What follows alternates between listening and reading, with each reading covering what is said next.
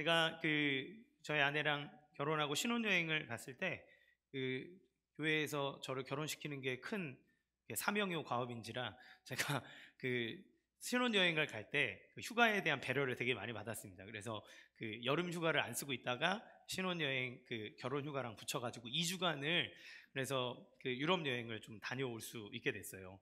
그때 이제 저희 아내가 되게 꼼꼼하거든요. 그래서 여행 계획을 엄청 잘 짰어요. 그래서 저는 그분이 인도하시는 대로 그냥 잘 따라다녔습니다.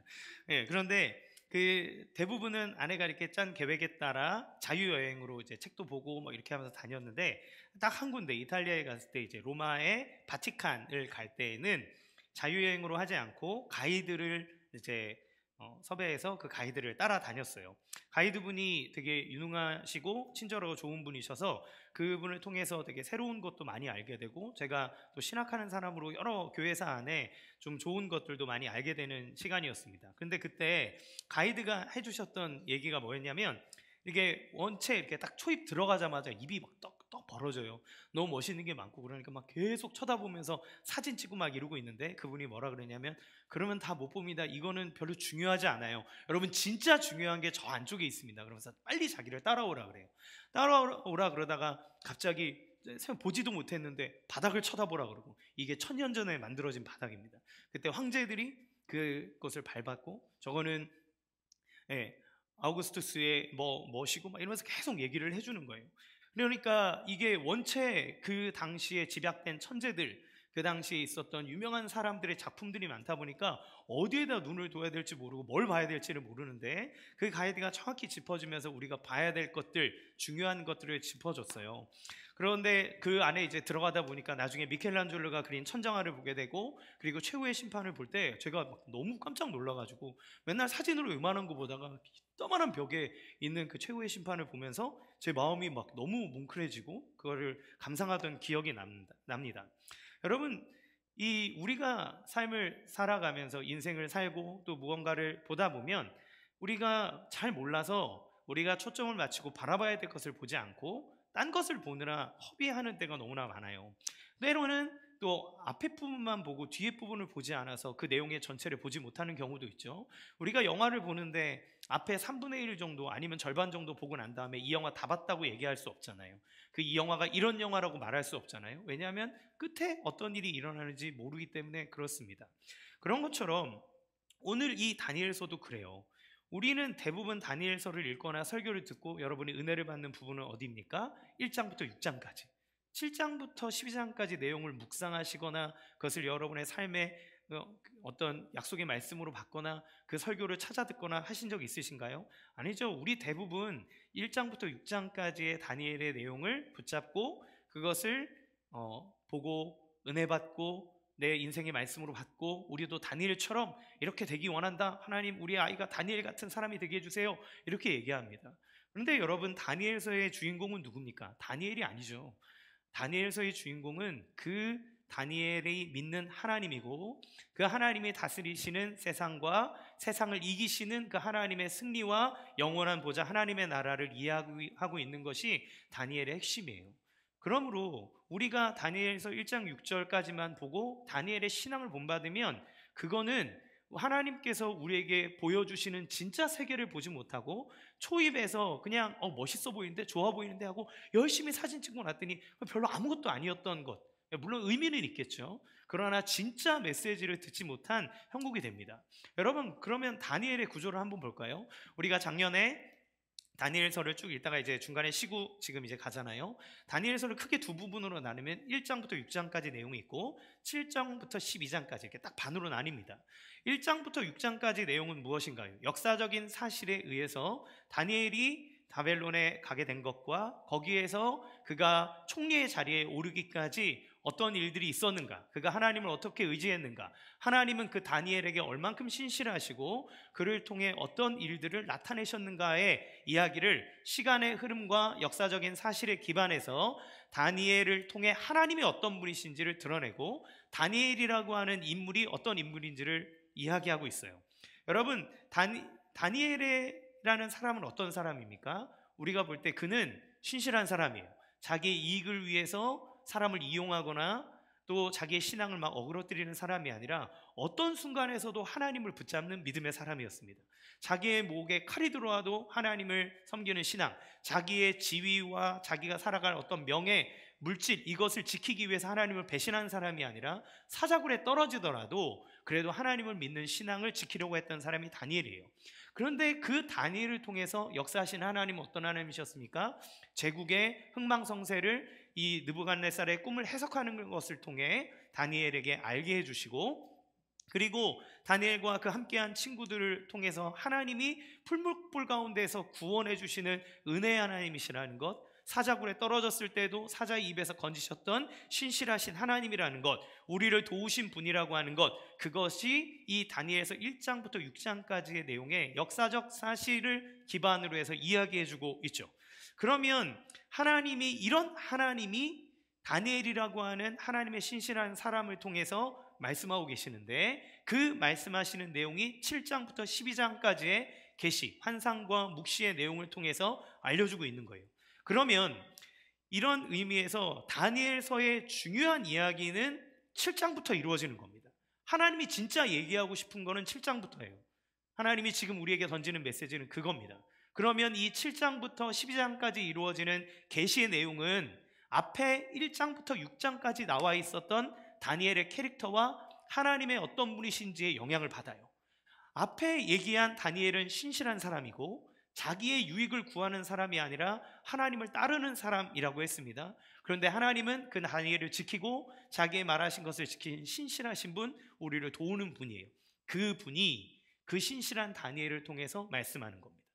그러니까 1장부터 6장까지는 빌드업을 하는 거예요. 지금 이 7장부터 이루어지는 너희들이 생각할 수 없고 상상할 수 없는 그 일을 지금 이야기하는데, 그것이 신뢰할 만한 것이라고 하는 것을 이 앞에 1장부터 6장까지에 나와 있는 다니엘과 하나님을 통해서 우리는 신뢰하고, 아, 이분을 우리가 믿을 수 있겠구나 라고 하면서 들어가는 겁니다. 왜냐하면 이거는 우리의 생각과 지혜로 깨달을 수 없는 것들이기 때문에 그래요. 그러면 그런데도 불구하고 우리는 왜 자꾸 7장부터 이루어지는 이 계시와 묵시의 내용들, 이것들을 자꾸 외면할까요? 여러분, 계시록이나 이런 묵시들을 제일 잘 다루는 사람이 누군지 아십니까? 이단들입니다. 이단들은 이거를 집요하게 파들어가요. 그리고 이걸 가지고 우리를 현혹해요. 우리에게 사기를 쳐요. 예, 우리는 정말 하나님의 약속을 받아야 될 우리는 자꾸 이 말씀을 외면하는데, 가짜들은 이 말씀을 가지고 이용해 먹는단 말이죠. 그렇기 때문에 우리는 이것을 보는 것이 너무너무 중요합니다. 우리는 왜 자꾸 외면할까요? 그것은 우리가 계시에 대해서 보는 관점 때문에 그래요.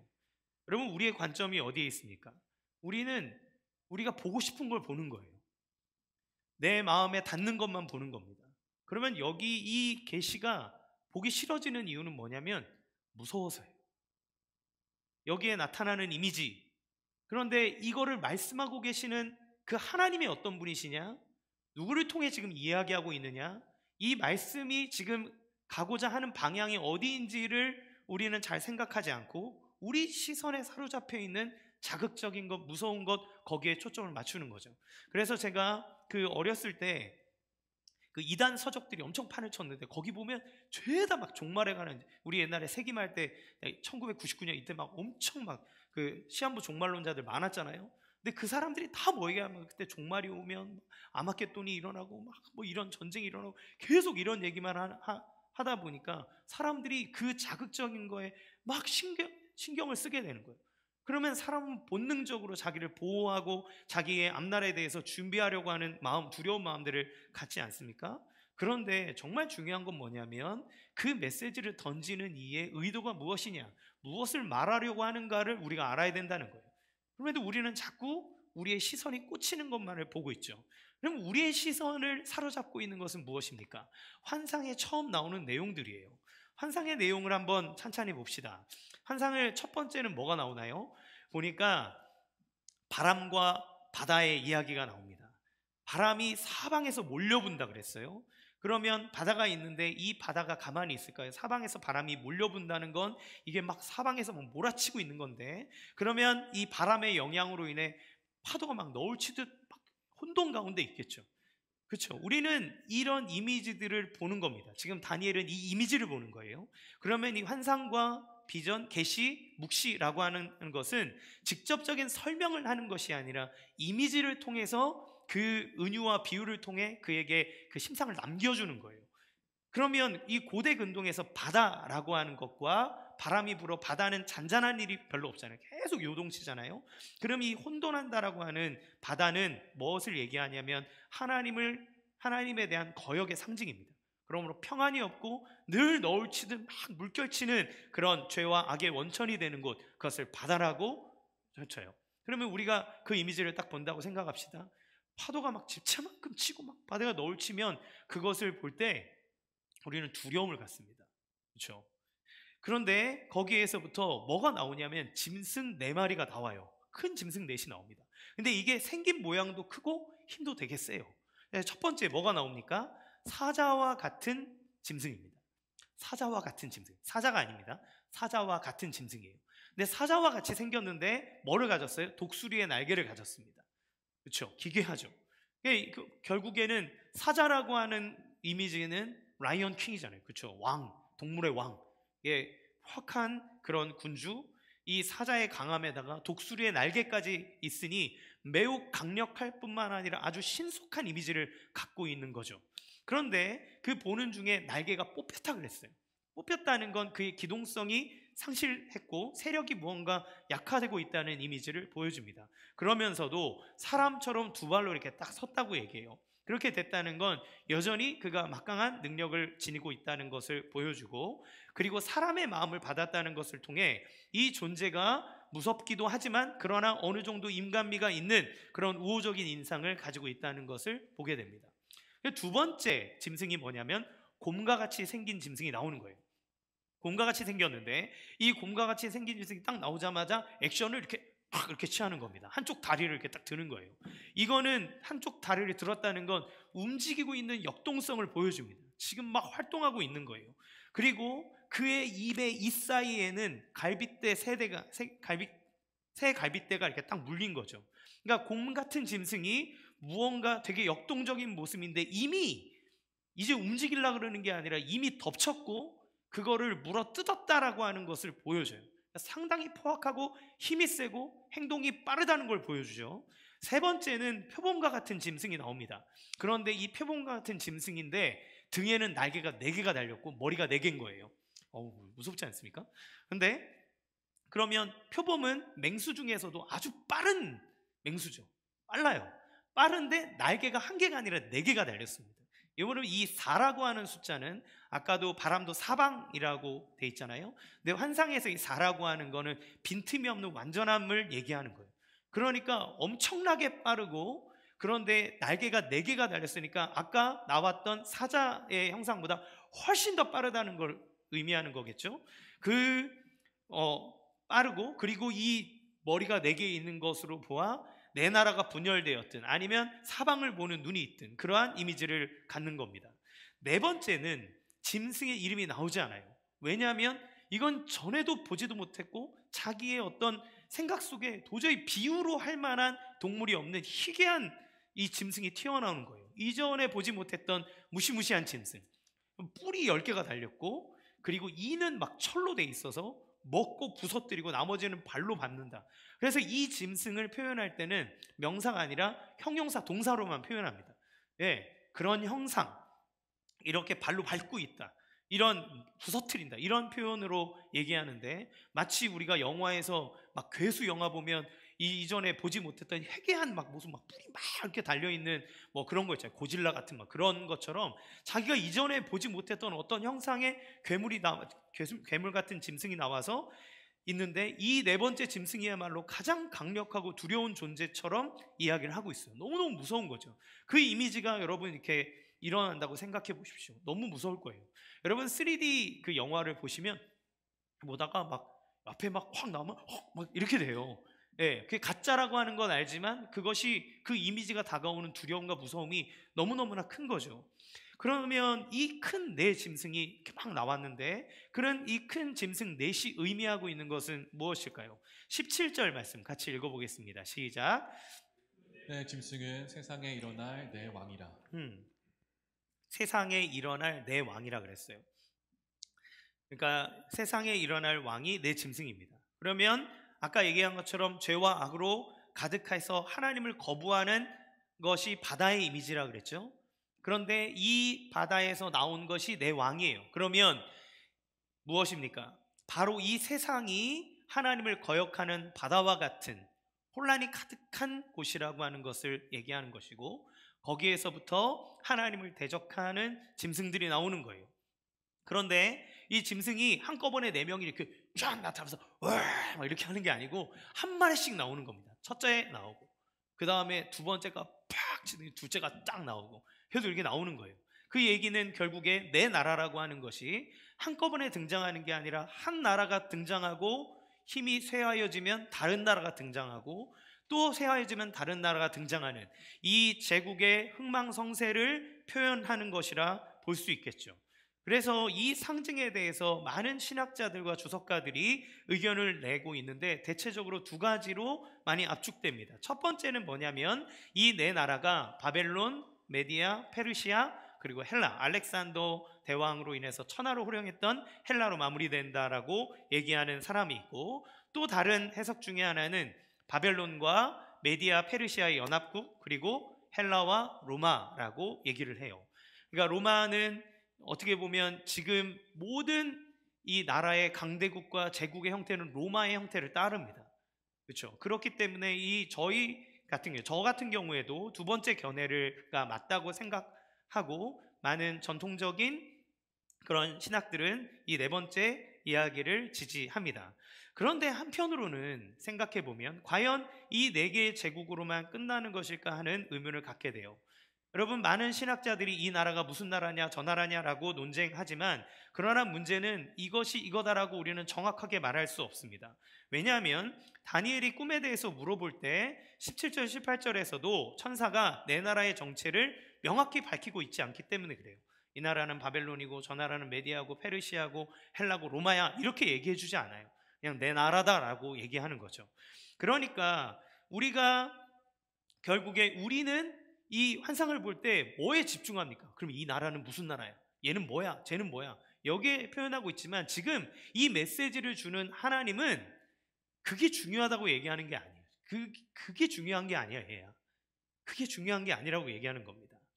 그렇다면 분명하게 말할 수 있는 것은 한 가지인데, 세상이 끝날 때까지 짐승처럼 하나님을 대적할 뿐만 아니라 사람을 부수고 그리고 끝없이 탐욕스러운 그런 나라들이 계속 일어날 거라는 거예요.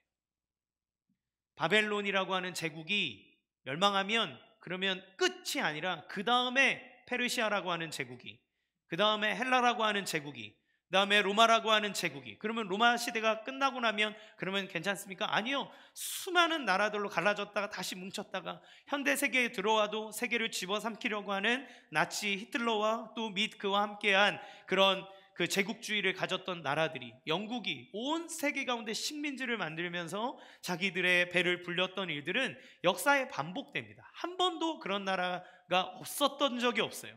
모든 나라는 자기의 이익을 위해서 제국을 만들고 싶어하고 그것을 위해 누군가를 짓밟고 물고 뜯고 하는 것이 이 나라들의 생리라고 하는 것을 보여줘요. 그렇기 때문에 우리가 만약에 이 다니엘 말씀을 보면서 이 나라가 무슨 나라냐 저 나라가 무슨 나라냐 이거에 빠지면 지금 하나님께서 다니엘을 통해서 말씀하시는 하나님의 의도를 제대로 파악하지 못하는 겁니다. 여러분, 하나님은 왜 다니엘에게 이런 환상을 보여주시고 계시를 주고 계실까요? 그게 너무 중요한 거예요. 왜 이걸 주시는가? 계시의 목적은 무엇인가? 첫 번째, 계시의 목적은 위로와 격려를 주시기 위해서입니다. 위로와 격려를 주시려는 거예요. 여러분, 이 계시의 목적은 하나님이 우리를 무섭게 하려고 하는 게 아니라 격려하고 위로해 주시기 위해서 주는 겁니다. 이 시기를 보면 알아요. 이 계시가 지금 언제 임했다고 얘기합니까? 1절 말씀 같이 읽겠습니다. 시작. 바벨론 벨사사 왕 르는데 다니엘이 그의 침상에서 꿈을 꾸며 머릿속으로 환상을 받고 그 꿈을 기록하며 그 일의 대략을 진술하니라. 예, 지금 이 환상을 꿈을 받을 때가 언제예요? 벨사살 왕입니다. 여러분, 지금 벨사살 왕은 언제 등장했어요? 다니엘 5장에 등장했습니다. 이미 죽었어요. 그런데 갑자기 7장에 이 벨사살 왕 시대로 돌아가는 겁니다. 여기서부터 시작하는 거예요. 그러면 벨사살 왕이 어떤 사람인지 여러분은 잘 알고 있죠. 그는 다니엘 5장에 등장했던 인물입니다. 바벨론의 마지막 왕.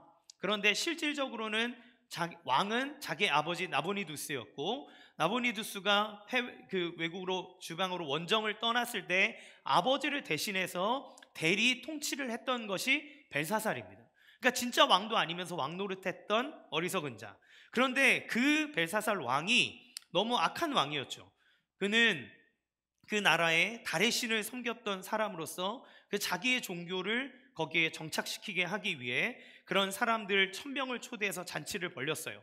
그런데 잔치를 벌릴 때 어떻게 합니까? 하나님 느부갓네살이 예루살렘을 침공해서 그때 전리품으로 가져왔던 하나님 성전, 예루살렘 성전에 있던 그 성전의 기명들을 술잔과 그 그릇으로 막 사용하고 있는 겁니다.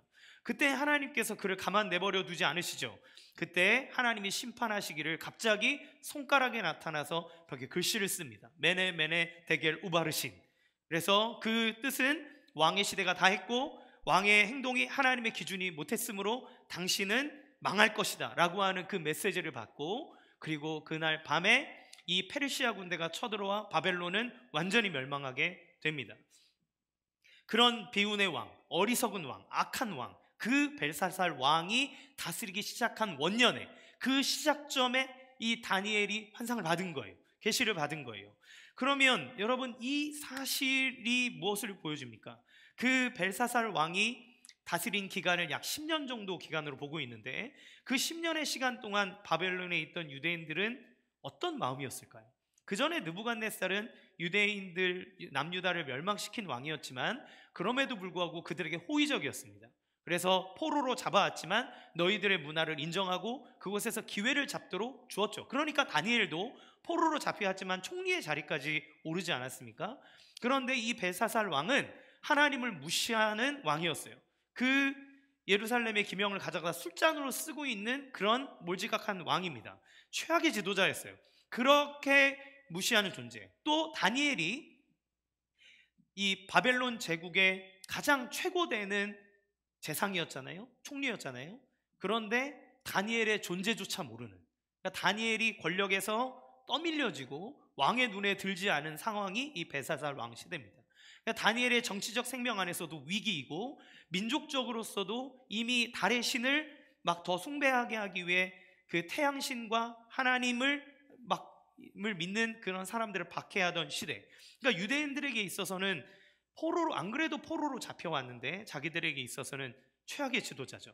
얼마나 유대인의 삶에 큰 두려움과 어려움이 있었겠습니까? 그들의 삶에 내일은 어떻게 될까? 내년에는 어떻게 될까라고 하는 두려움이 그들 가운데 얼마나 많았겠습니까? 그때 하나님이 계시를 주시는 거예요. 그때. 그런데 이 계시를 주는 때가 언제인지 아십니까? 나보니두스 왕이 즉위하고 3년 후에 벨사살이 대리 통치를 하게 돼요.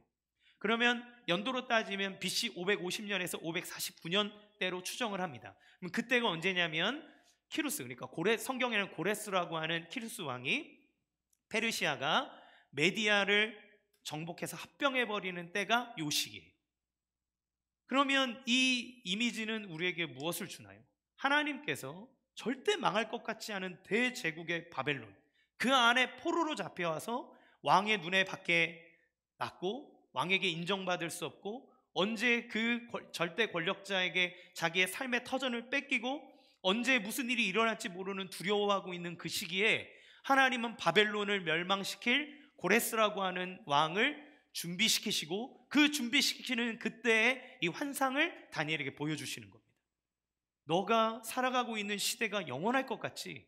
그래서 이 시기 안에 너에게 두려움이 있지, 무섭지, 힘들지. 그런데 얘야, 하나님이 너희를 위해서 준비하고 계시고 역사를 풀어가고 계셔 라고 하는 것이 이 환상의 메시지 안에 드러나 있는 거죠. 그러면 이 하나님께서 계시를 통해서 위로해 주시는데 이 계시는 어떻게 우리를 위로하고 있을까요?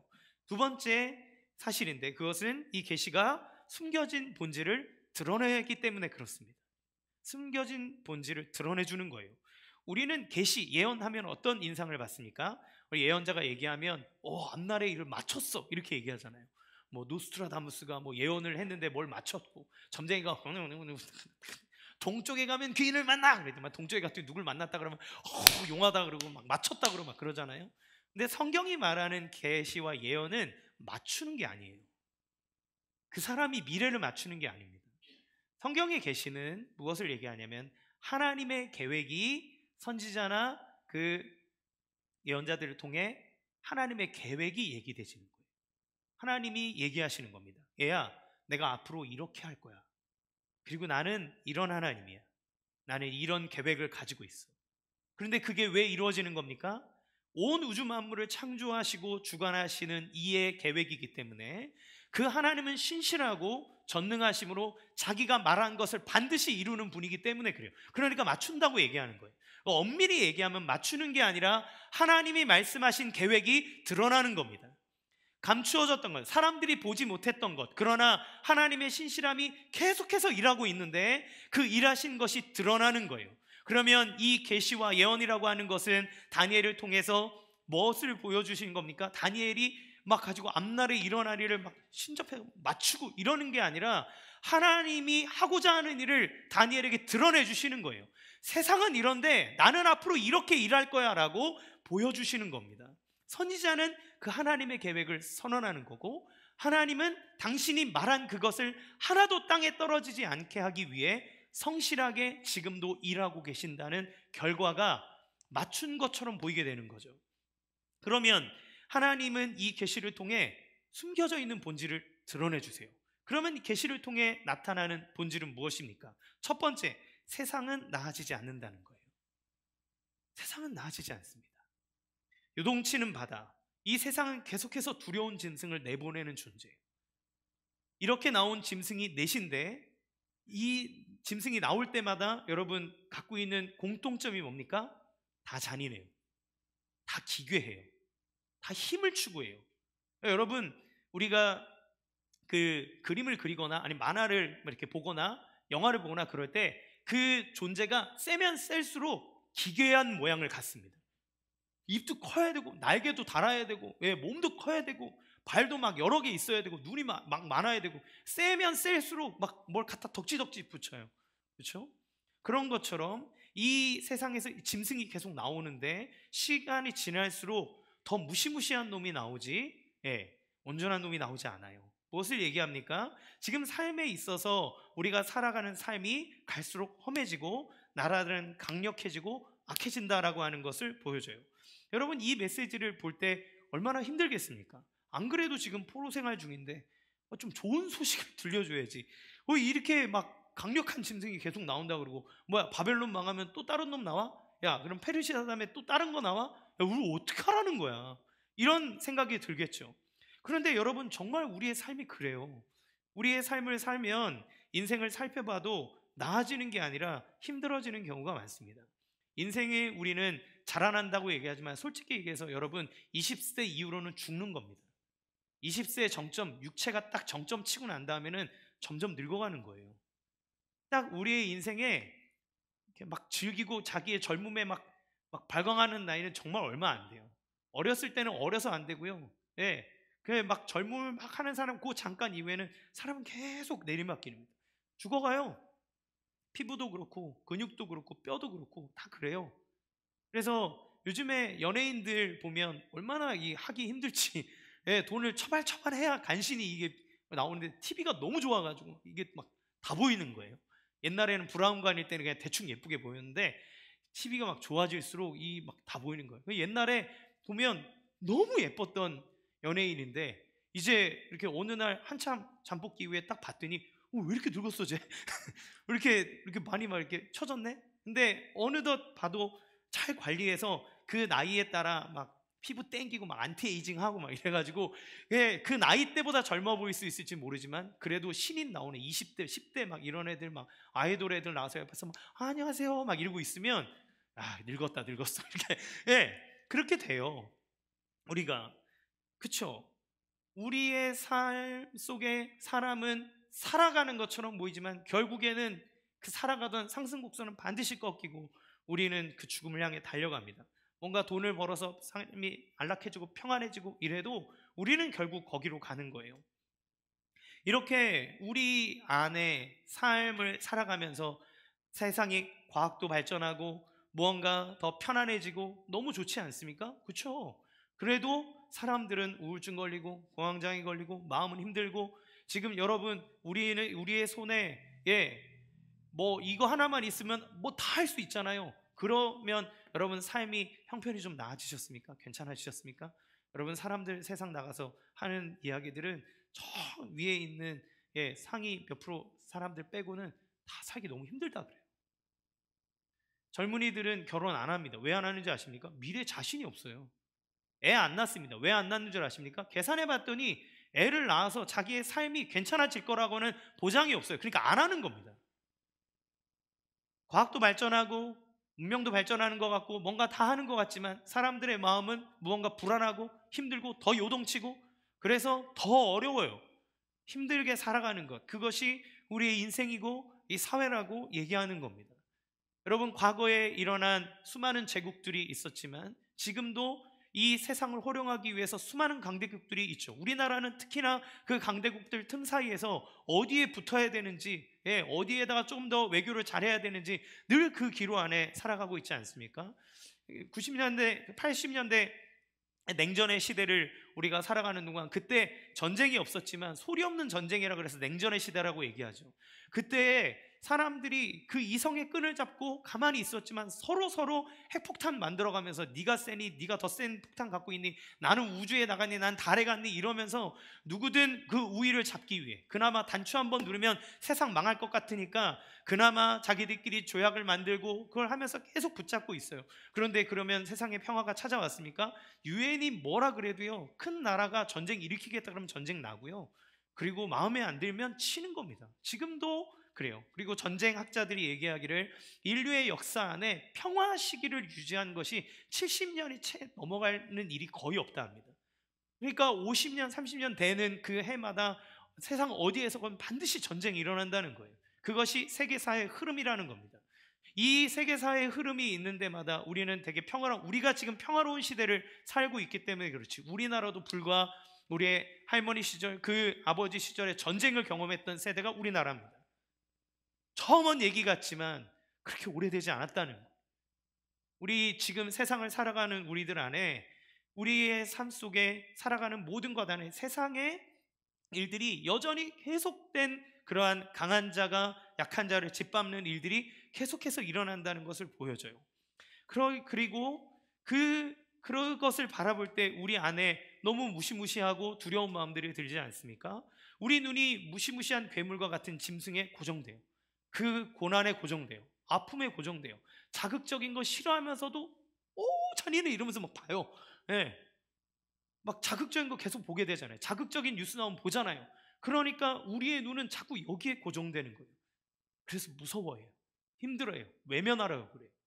그런데 하나님이 그때 우리에게 낙심하고 있을 때, 역사와 인생에 대해서 낙심하고 있을 때 다른 장면을 하나님 보여주시는 겁니다. 그러면 숨겨진 또 다른 장면은 무엇인가? 두 번째, 하나님이 다스리고 계시다는 사실이에요. 13절 같이 읽겠습니다. 시작.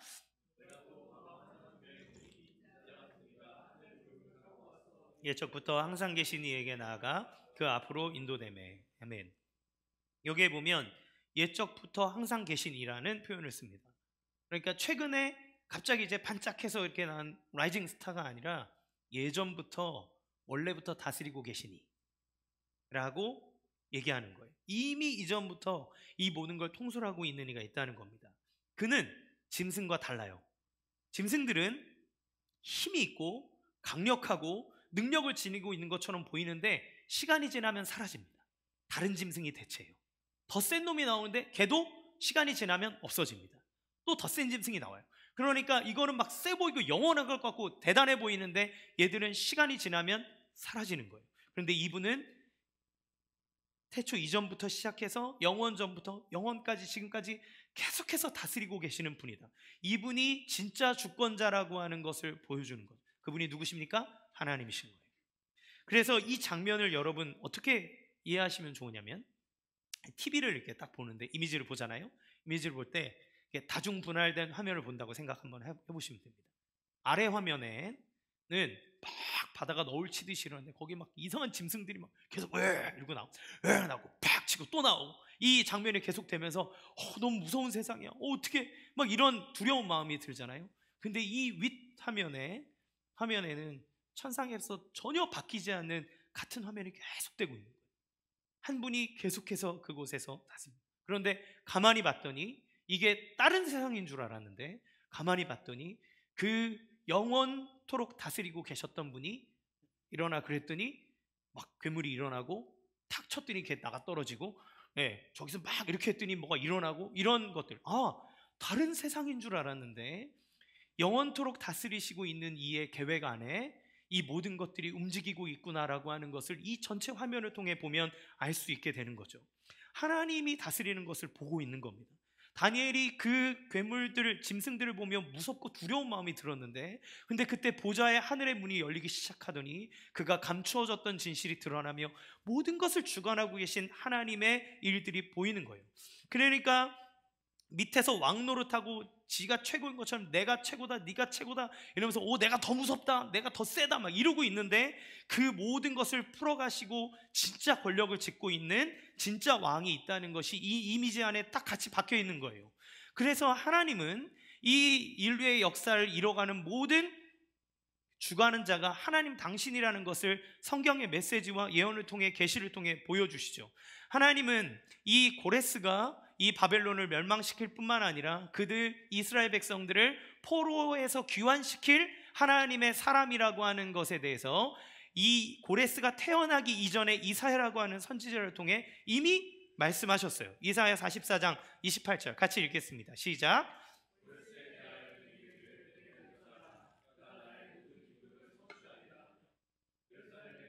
이르기를 중건되리라 하며 성전에 대하여는 내 기초가 놓여지리라 하는 자니라. 아멘.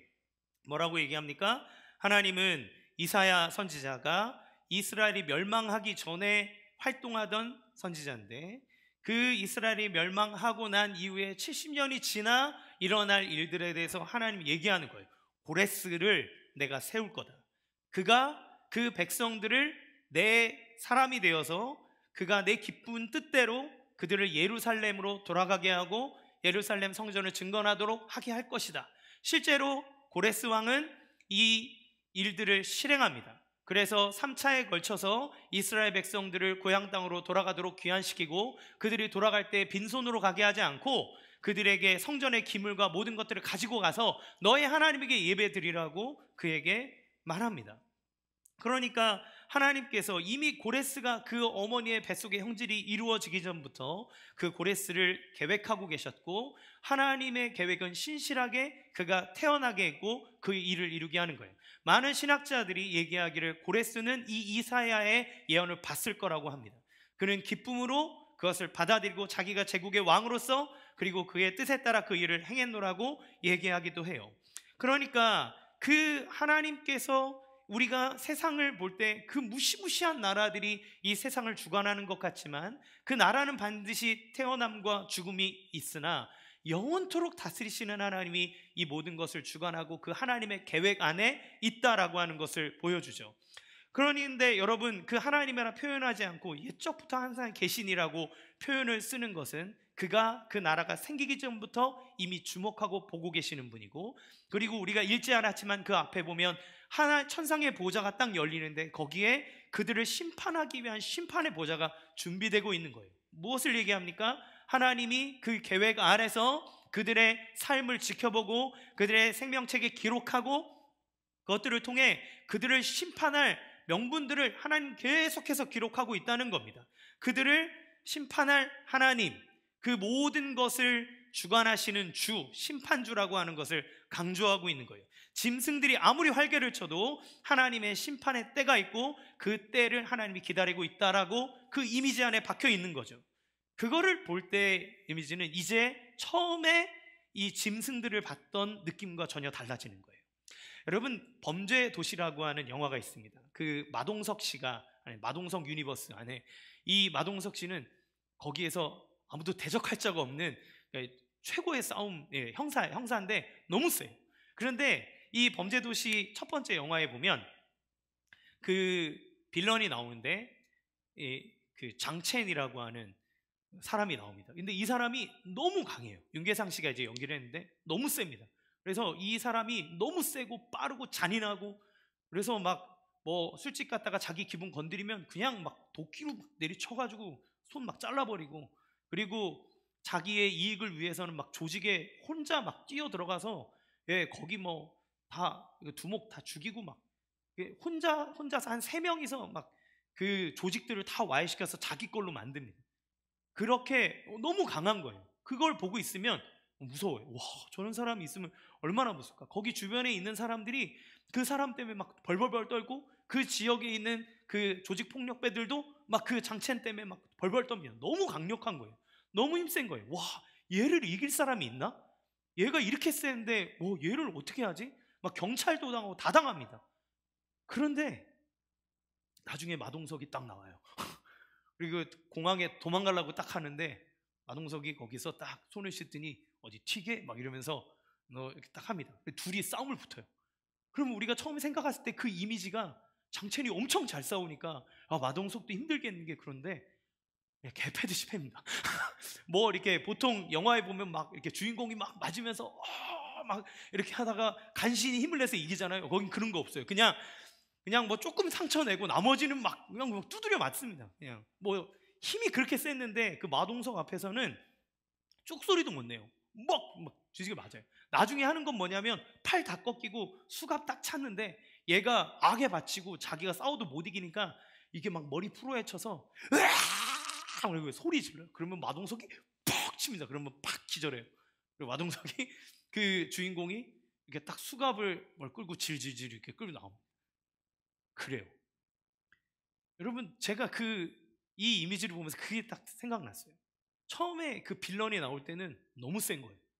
너무 대단해 보여. 얘한테 걸리면 나만 하지 못할 것 같아. 그런데 그 지역을 관할하는 진짜 의로운 형사가 있었는데 그 앞에서는 뭐 주먹 한 방이면 다 날아가는 거예요. 별로 안 세 보이는 거예요. 그거 안에 사람들이 희열을 느끼고 그래서 그 영화가 너무 막 흥행하는 바람에 뭐 2 나오고 3 나오고 막 이러지 않습니까? 그런데 지금 다니엘이 보는 이미지가 그건 거예요. 괴물이 너무 센 줄 알고 짐승이 너무 세서 막 무서웠는데, 그런데 그 짐승들을 한 방에 보내버리고 그를 쥐락펴락할 수 있는 심판주가 이미 다스리고 있고 그들의 날수를 세고 있고 그들을 심판하기에 준비하고 있는 이미지가 그에게 보여지는 겁니다. 그것이 지금 그 다니엘에게 보여지는 거예요. 그렇기 때문에 이 환상과 이미지는 우리에게 두려움을 주는 것이 아니라 우리에게 소망을 주기 위해 하나님이 주시는 거라는 것을 보게 되는 거죠. 그러기 위해서 현실을 왜곡하지 않습니다. 현실을 있는 그대로 보여주나 그러나 너희를 위해서 영원토록 다스리는 이가 지금도 일하고 계시고 너에게 역사한다는 겁니다. 그리고 세 번째, 하나님은 우리를 위해 한 사람을 세우셨다는 것을 보여주세요. 다니엘서 7장 13절에서 14절 같이 읽겠습니다. 시작.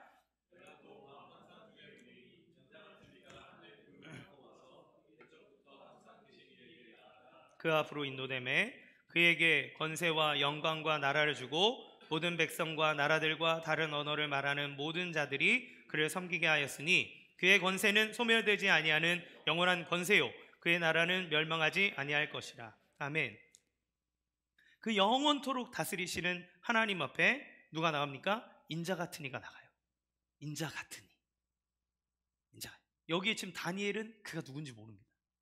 인자 같은 이는 어떤 존재가 되냐면 영원한 권세를 가지고 멸망하지 않는 나라를 세우고 모든 백성이 그의 통치 아래에 있게 될 존재가 인자 같은 이예요. 특별히 여기에서 말할 때 인자 같은 이라는 표현이 중요합니다. 내용을 보면 여러분 이제까지 등장했던 짐승들이 어때요?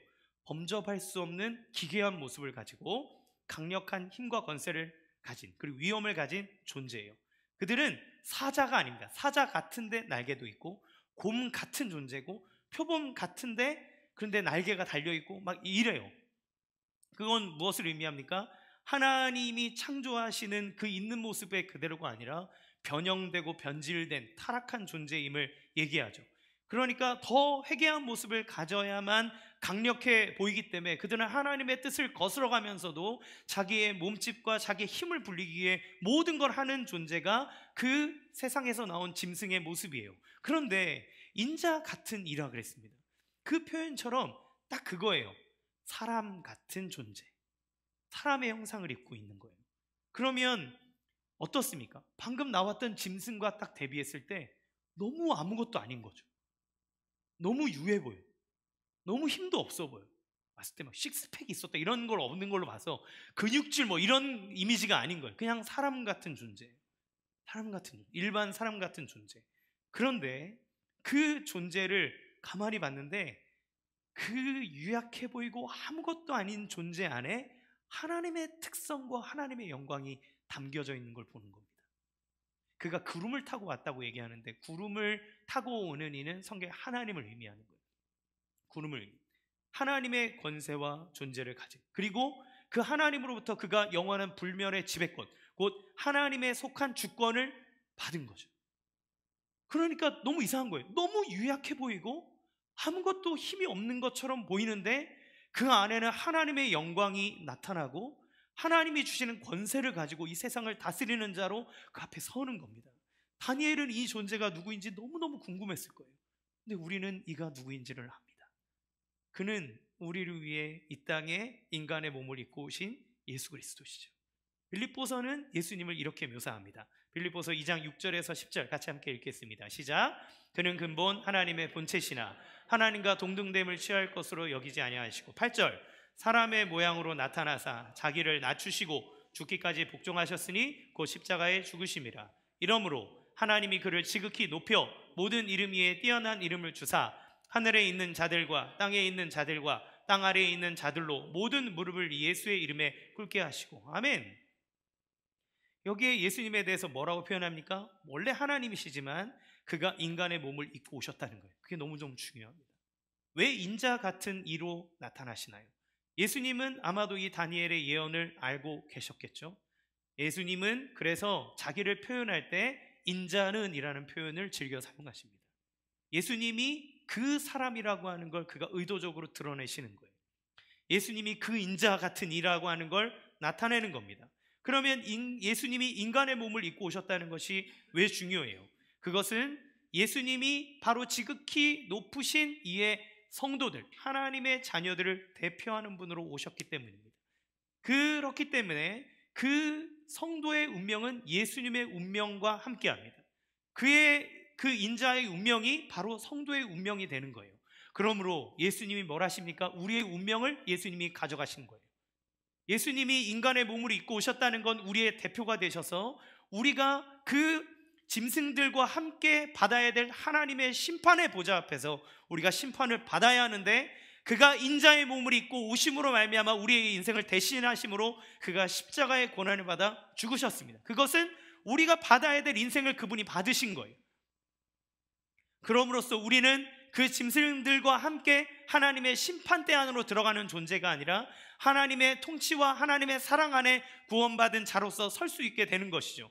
또한 그분은 그 십자가에서 죽음으로 끝난 것이 아니라 그것을 통해 그 죽음의 권세를 깨고 부활하셔서 승천하사 모든 것을 다스리시는 왕으로 등극하셨습니다. 그러면 우리의 운명을 그분이 가져가셨고 그분이 우리의 대표자가 되기에 그분의 운명이 우리의 것이 된다면, 그렇다면 그분이 십자가상에서 죽은 것으로 끝난 인생이 아니라 그가 부활하사 하나님의 보좌에 앉으셔서 다스리는 자가 되었듯 그 안에 인자와 같은 이의 모습을 믿어 그를 믿는 하나님의 백성들은 우리가 비록 우리의 죄와 우리의 연약함으로 인해 이 땅에서 예수님처럼 고난을 당하기도 하고 삶의 어려움과 역경과 힘듦을 당하기도 하지만 그 십자가의 죽음으로 끝나는 인생이 아니라 하나님께서 살리사 그를 보좌에 앉혀 영원토록 주와 함께 왕노릇하게 하는 하나님의 나라의 시대에 하나님의 자녀로 우리를 부르는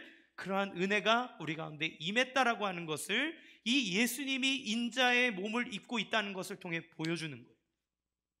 아무것도 아닌 존재인 것 같지만 그의 구원의 역사를 통해 우리가 어떤 존재가 되는가를 보여주는 겁니다. 여러분, 우리는 그와 같은 짐승의 시대를 살아가고 있어요. 그러나 다니엘이 이 모든 권세를 가지고 세상을 다스리시는 예수님에 관한 환상을 보고 기록했다는 것이 얼마나 놀라운 일인지 모릅니다. 왜냐하면 이 환상은 나중에 요한이 요한계시록을 쓸 때 동일한 환상을 봐요. 그러면 다니엘을 이해를 못하면 요한계시록 이해가 되지 않습니다. 하나님이 이 구약 시대에 있는 다니엘에게 주셨던 환상을 요한에게 똑같이 주세요.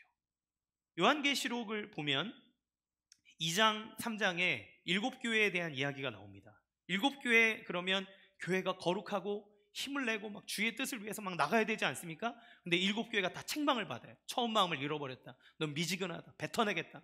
그러니까 하나님의 교회가 이 땅을 살아가면서 정말 수많은 유혹과 시련, 박해, 이런 것 속에서 신앙을 잃어버리고 하나님을 향한 열정을 잃어버리고 무너지고 넘어지는 모습들에 대해서 예수님이 책망하는 모습이 나옵니다. 그거를 볼 때 우리의 마음은 어떻습니까? 우리가 우리의 뜻대로, 우리의 힘대로 이렇게 살아갈 때, 여러분, 세상에 다가오는 시련, 역경, 어려움, 유혹, 이런 것들에 대해서 우린 날마다 넘어지잖아요. 힘들잖아요. 주님이 우리의 모습을 보면, 우리를 평가하시면 뭐라고 하시겠습니까? 너 아직도 정신 못 차리냐? 이렇게 얘기하시지 않을까요?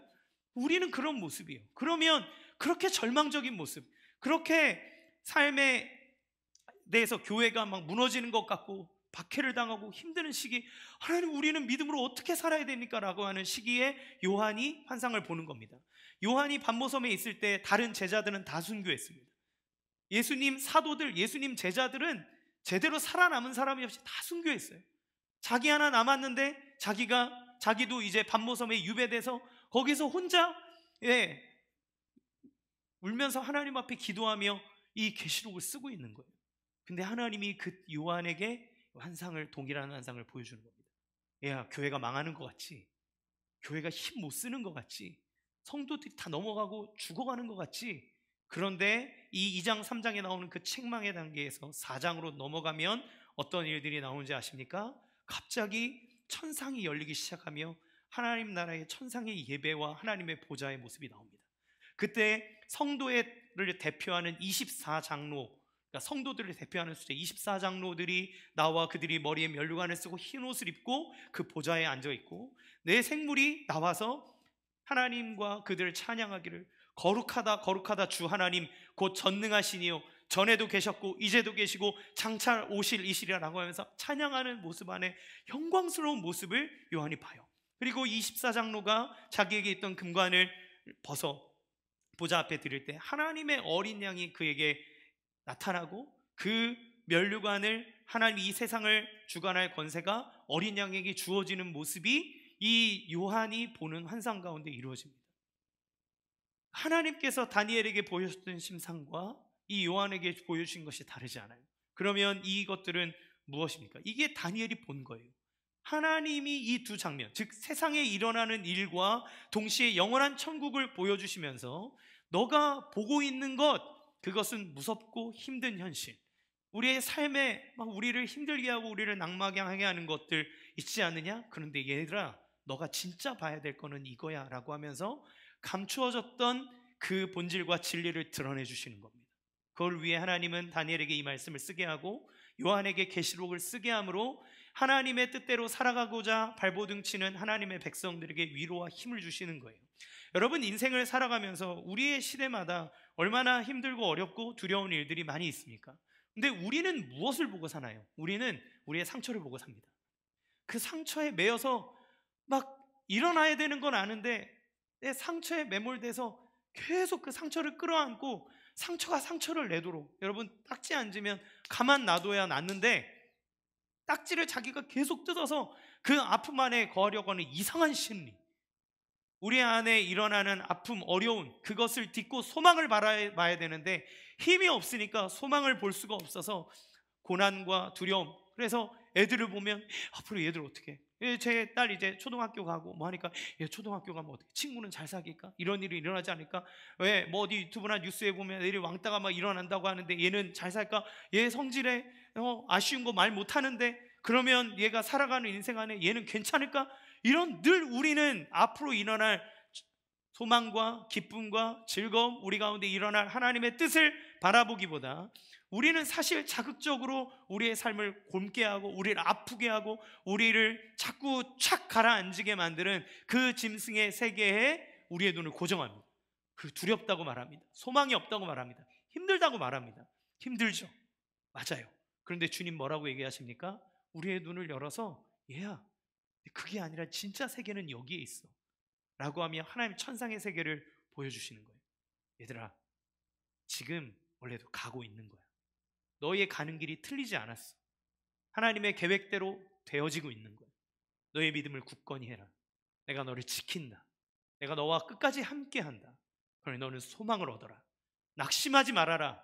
너의 일이 뭔가 잘 되지 않고 힘들고 어렵고 지치고 뭔가 나락으로 가는 것 같아도 아니다. 내가 너를 들어 일으킨다. 너는 그 소망 안에 있는 사람이다. 그러므로 우리는 죽어서 하나님 나라에 가는 걸로 생각하지만, 그러나 하나님 나라는 이미 지금도 계속되어지고 있고 하나님은 다스리고 있습니다. 그래서 우리가 완성될 하나님의 나라는 나중에 보겠지만, 그러나 지금도 우리의 모든 역경과 힘든 상황 안에서도 우리는 하나님이 이끄시고 도우시고 역사하시는 그 모든 천상의 상황들을 누릴 수 있는 하나님의 자녀로서의 은혜가 있는 거예요. 그래서 우리는 사는 겁니다. 이 예화를 하고 마치겠습니다. 제가 얼마 전에 유키즈라고 하는 프로그램에서 제 설거지 타임이 이제 그거 보는 시간이거든요. 근데 그 유승용 씨가 나와서 인터뷰를 하는데 너무 울림이 컸어요. 그가 무명의 시기를 막 거두고 그러면서 나중에 뭐 잘 돼서 뭐 1000만 넘는 영화를 막 3편을 연달아 찍고 그랬는데, 그가 얘기하기를, 이제 사람들은 계속 잘 된 줄 아는데 그리고 난 다음에 한 5, 6년 동안 히트가 계속 안 됐대요. 계속 흥행에 참패를 했대요. 그러니까 그러면서 이거 나 이러다가 망하는 거 아닌가? 이런 생각을 했다는 거죠. 근데 그때 그 아내가 뭐라고 얘기했냐면, 여보, 동굴이 아니고 터널이야. 기다려. 터널이야. 지나갈 거야.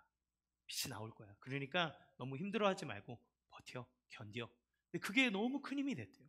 근데 그리고 나서 나중에 극한 직업이라고 하는 걸 만나고 그게 또 1000만을 넘게 찍는 그런 것들을 보게 되죠. 그러더니 또 인생의 터널이 나올 텐데, 그러면 터널을 위해서 마음의 여유를 준비하자, 이 얘기를 했습니다. 그러면서 그 유승용 씨가 마지막에 했던 이야기가 저한테 마음에 딱 와닿았어요. 뭐라 그랬냐면, 여러분, 그 유승용 씨 가장 무서운 존재가 누굽니까? 이렇게 물어보니까 가장 무서운 존재는 내 아내입니다. 그래서 막 웃었어요. 왜 무섭나요? 그러니까 없으면 큰일 날 것 같은 존재. 내 아내가 없다고 생각하면 너무 무섭다고. 그래서 나는 내 아내가 너무 무섭습니다. 이 얘기를 했어요. 아내가 바가지를 긁고 그래서가 아니라 없으면 무서울 존재. 그러니까 제가 그 이야기를 쫙 들으면서 그 마지막에 이야기를 들었을 때, 이 사람에게 있어서 이 아내라는 존재가 자기의 인생의 터널을 지나고 막 일도 안 되고, 그래서 막 영화 찍으면서 아르바이트하고 이런 시간들을 막 계속 가졌는데, 그 아내라는 존재가 자기와 함께 있을 때에는 그 터널을 지날 수 있는 힘을 얻는 거예요. 그 아내를 보면 자기의 꿈을 내려놓지 않고 소망을 향해 나아갈 수 있는 힘이 되는 사람이 그 아내였던 거죠. 그렇기 때문에 그 아내가 없어지는 게 그에게서 제일 두려운 거예요. 막 망하는 거, 힘든 거, 어려운 그게 아니라 내 아내가 없으면 난 두렵습니다. 여러분, 주님이 주시는 마음이 그건 거예요. 여러분의 인생의 터널을 지날 때가 있고 우리의 삶 속에 어두운 시기를 지날 때가 있습니다. 그런데 동굴이 아니라 터널입니다. 하나님이 반드시 빛을 주세요. 그 하나님 나라의 영원하고 찬란한 것들을 이미지로 보여주며 우리에게 그것이 있다고 말하시는 겁니다. 그리고 주님이 얘기하는 거예요. 내가 너와 함께 있잖니. 세상 끝날까지 내가 너와 함께 있잖니. 아니, 나를 봐라. 너 짐승들 보지 말고 나를 봐라. 나와 함께 가자. 그 주님을 보고 걸어가는 그 길 안에서 우리는 우리의 삶 속에 불확실한 미래와 우리가 삶을 살아가는 모든 두려움 속에서 소망을 가질 수 있는 거예요. 그 주님이 우리와 함께 하시기 때문에 우리는 함께 할 힘을 얻는 거예요. 그래서 그리스도인들을 이야기하기를 뭐라고 얘기합니까? 그가 근심하는 자 같으나 그러나 부유한 자다. 그가 가지고 있는 인생의 삶이 정말 어려워 보이는 것 같지만 그는 다 가진 자다. 그리스도인은 그렇게 표현해요. 왜요? 그 함께 하시는 주님이 나와 함께하고 있기 때문에. 그 주님을 보고 살아갈 때 우리는 이 삶의 터널을 통과하고 하나님께서 주신 영원한 승리와 그 하나님이 통치하신 은혜의 역사를 맛볼 수 있다는 겁니다. 그러므로 다음 주에 이제 이어서 얘기하겠지만 종말의 신앙은 우리의 삶을 포기하게 만들지 않습니다. 건강하게 살아가게 합니다. 더 정직하고 더 성실하고 더 비전을 갖고 살아가게 만드는 거예요. 왜냐하면 그 소망이 하나님 안에서 이루어지고 있다는 것을 우리가 보고 있기 때문입니다. 그 예수님, 우리가 집중해야 될 것은 우리 가운데 오신 그 승리하신 예수님입니다. 그 예수님과 함께 우리의 삶 가운데 이뤄가는 모든 삶의 무게를 이기고 주님 주시는 소망 가운데 걸어가는 우리의 삶이 되기를 주님의 이름으로 간절히 축원합니다. 이 시간 함께 찬양하겠습니다.